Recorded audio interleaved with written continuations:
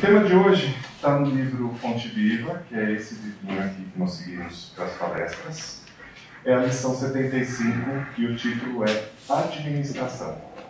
Então a frase retirada por Emmanuel para a reflexão é: presta contas da tua administração.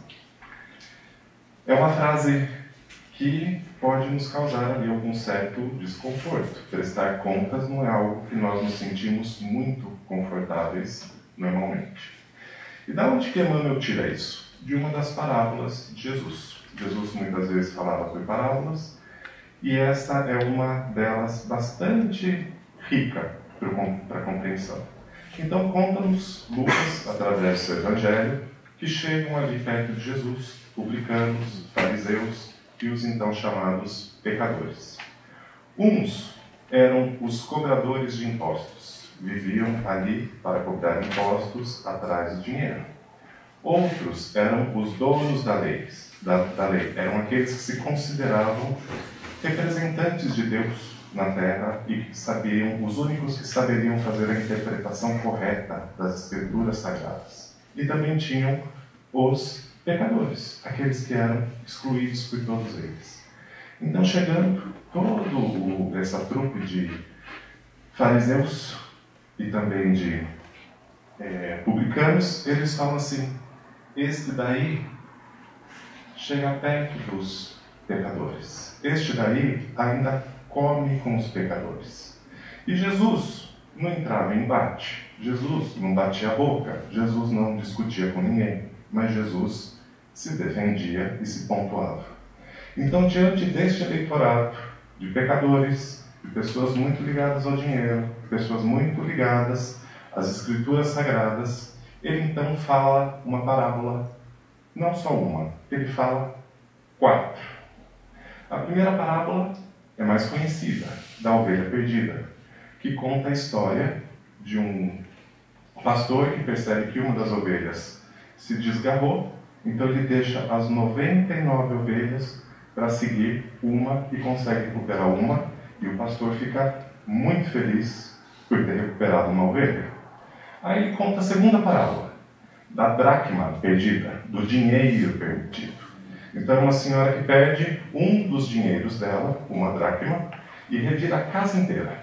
E fica tão feliz que ela acha o dinheiro que ela perdeu, que ela dá uma festa com aquele dinheiro. Fala: olha, eu consegui. E ali Jesus fala da felicidade dos anjos em verem o empenho daquela mulher.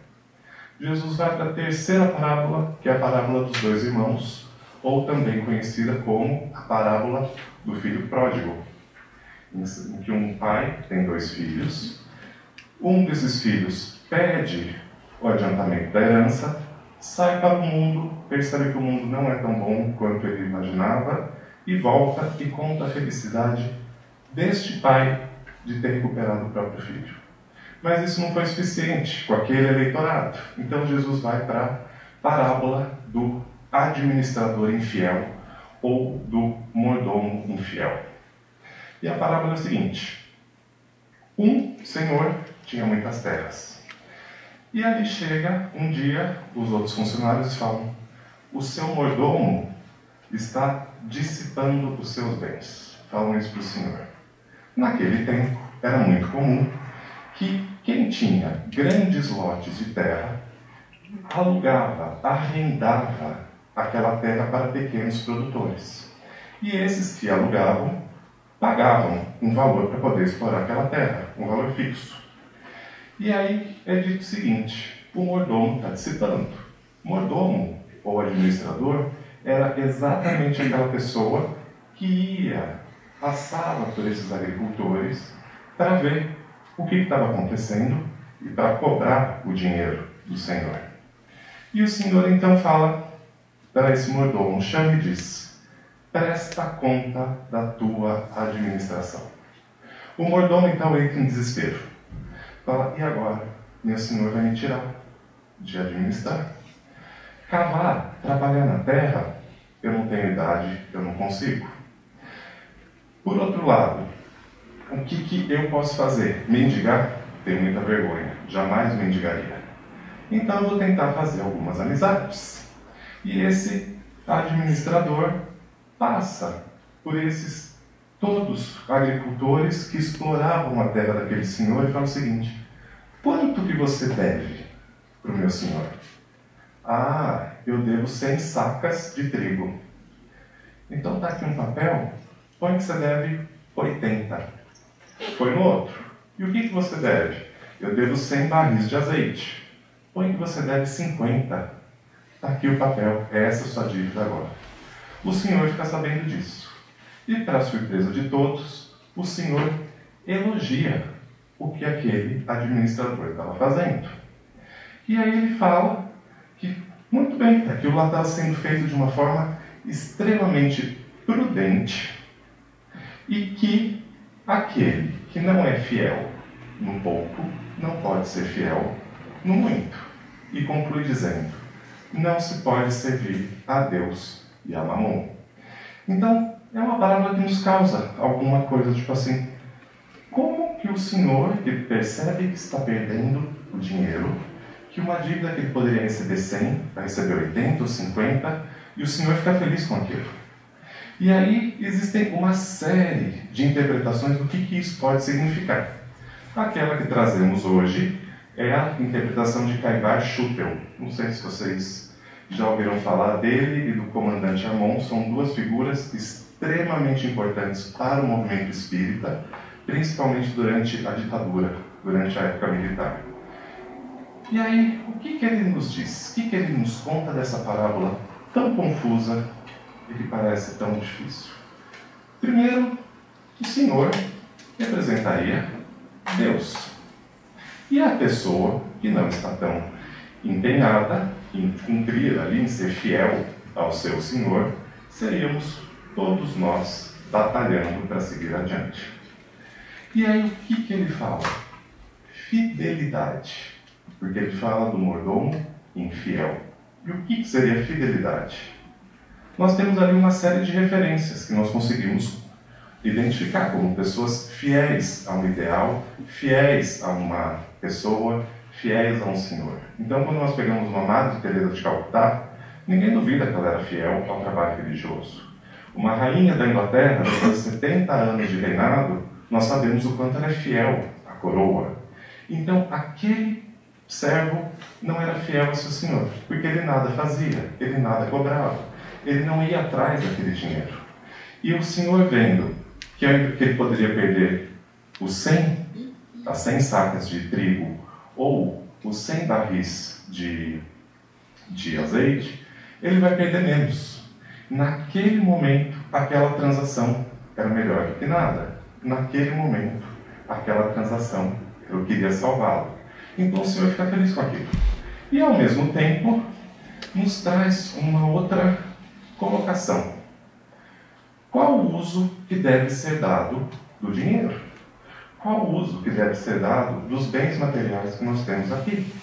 Será que é efetivamente cobrar centavo por centavo, como faziam os publicanos? Ou talvez aquilo que o mundo material nos oferece sejam instrumentos para o nosso desenvolvimento, para a nossa evolução?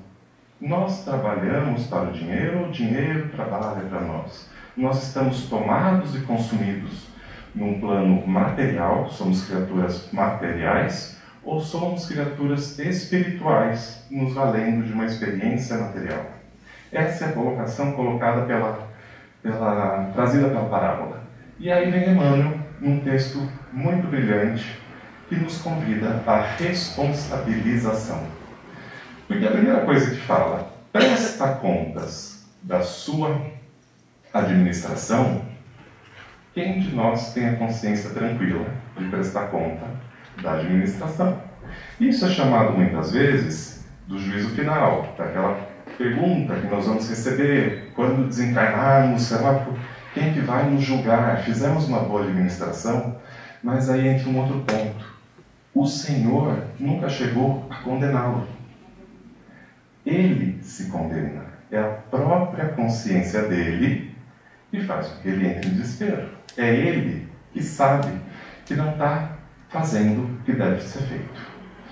Trazendo isso para a nossa doutrina espírita, o que nós temos? Vamos encarnar? Vamos encarnar. E temos uma autoestima lá em cima quando estamos fazendo o nosso projeto reencarnatório. Vou conseguir fazer isso. Vou desenvolver a paciência. Vou ser humilde.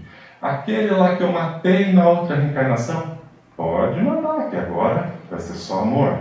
A mulher que eu me matava, vou casar de novo com ela. Nós vamos nos dar bem dessa vez.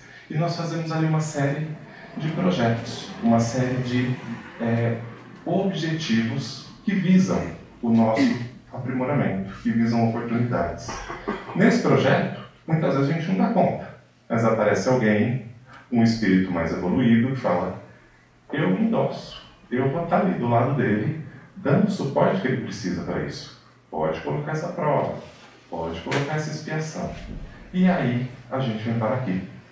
E nos esquecemos do que combinamos do lado de lá. E então, aqui, nós recebemos, para qualquer plano reencarnatório, todos os recursos que nós precisamos para prosperar. Qualquer plano reencarnatório é feito para dar certo. É feito para que a coisa ande. É feito para que a gente regresse ao plano espiritual melhor do que quando a gente chegou aqui. Então a gente recebe a instrução, nós recebemos a informação, nós recebemos tudo o que nós precisamos para poder andar para frente, para poder ter essa evolução. O problema é que chega aqui, nós costumamos nos revoltar com algumas coisas que servem para o nosso aprimoramento. Nós costumamos, muitas vezes, nos afastar de situações que é o que fariam com que a gente melhorasse. Isso é o que nós fazemos aqui. E aí Emmanuel expande isso. Nós recebemos um corpo? Recebemos. Nós recebemos uma casa, uma família? Recebemos, mas isso vai muito além. Eu vou trazer aqui, peço licença para trazer, as colocações que Emmanuel vai falando do que é esse patrimônio que nós recebemos e do qual nós vamos ter que prestar contas quando voltar. Então Emmanuel coloca a necessidade do trabalho, a necessidade da evolução através de si mesmo, que é isso que a doutrina nos coloca, mas aí ele fala o seguinte: a fortuna e a inteligência não são os únicos valores que a gente vai ter que prestar contas. O corpo é um templo sagrado. E o que fazemos com o nosso corpo? Para que usamos o nosso corpo? Hábitos saudáveis, cuidamos do corpo, comemos direito. O que a gente faz com o nosso corpo? Vai prestar contas. A saúde física é um tesouro. E aqui dá para lembrar de uma passagem bastante enfática de Emmanuel com Chico, que Chico fala: mas eu estou com dor no olho, eu já estou cego de um olho, praticamente eu não vou conseguir trabalhar. O que Emmanuel responde? Você tem 2 olhos, vai lá, trabalha. Então, o que nós fazemos com isso? Aí ele continua: a oportunidade de trabalhar é uma bênção. E trabalho aqui expandindo para o conceito que a doutrina nos traz. Qualquer atividade útil. É trabalho de ganhar dinheiro? Isso é trabalho. Sentar com alguém e explicar alguma coisa? É trabalho. Curar alguém, acompanhar no médico? É trabalho. Ouvir alguém reclamar e dar uma solução? É trabalho. Tudo isso que nós fazemos pelo outro é trabalho. Aí ele fala da possibilidade de servir como uma bênção divina. E servir, nós damos aquilo que nós temos. Então, até agora, ele falava de empréstimos recebidos, um corpo, um dinheiro, uma saúde, mas agora ele fala de algo que é nosso. O que eu posso servir? Servir é doar, servir é ajudar. Então, se eu tenho, pelo meu espírito, pela minha vivência, se eu conquistei paciência, eu consigo ensinar o outro a ser paciente. Se eu tenho um conhecimento de alguma coisa, eu consigo sentar ali do lado e explicar para aquela pessoa. O servir, o doar, é o exemplo de Jesus, que tanto serviu. Nunca se recusou a dar uma explicação, nunca se recusou a amparar ninguém, e nem isso nunca diminuiu. É algo que dá e multiplica. Quanto mais nós damos, mais aquilo vai se multiplicando. Aí ele continua: o ensejo de aprender é uma porta libertadora. Seja o aprendizado através das experiências que nós passamos por aqui, e vamos torcer para que toda experiência que nós tenhamos passado, nós tenhamos conseguido tirar algum aprendizado daquilo, ou seja, pelo aprendizado intelectual, sentar e estudar, uma tecnologia, qualquer coisa. O tempo é um patrimônio inestimável, e isso é uma das coisas que nós mais vemos nas comunicações dos espíritos, é o quanto eles lamentam o desperdício de tempo, o que eles poderiam ter feito, e hoje é aqui no meio. O que eles poderiam ter feito enquanto encarnados e que não aproveitaram. A gente pensa. Oi, aí? Oi.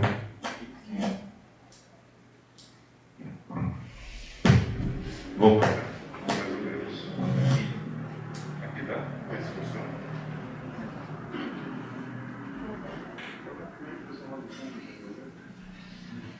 Então o tempo, o quanto a gente usa o tempo, o que a gente faz do tempo que nós temos, eu acho que isso é uma coisa que chama a uma reflexão grande.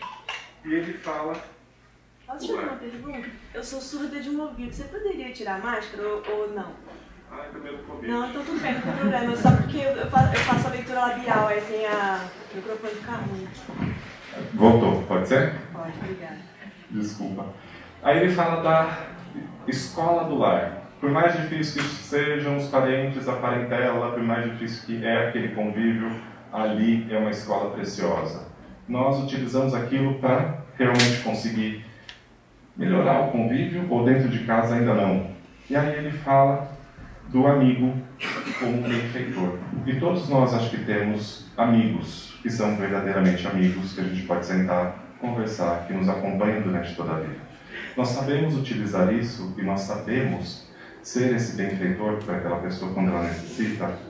E aí ele fala no final, dizendo quão grande é a bênção, quão grande é o bem-estar quando nós conseguimos praticar, quando nós conseguimos aproveitar as inúmeras possibilidades, as inúmeras alternativas que nós temos e ter aquela sensação de dever cumprido, ter aquela sensação de harmonia com as leis divinas, de harmonia com as pessoas com quem a gente convive, de harmonia com o ambiente, de deixar algo bom por onde nós passamos, dessa conexão que nós temos.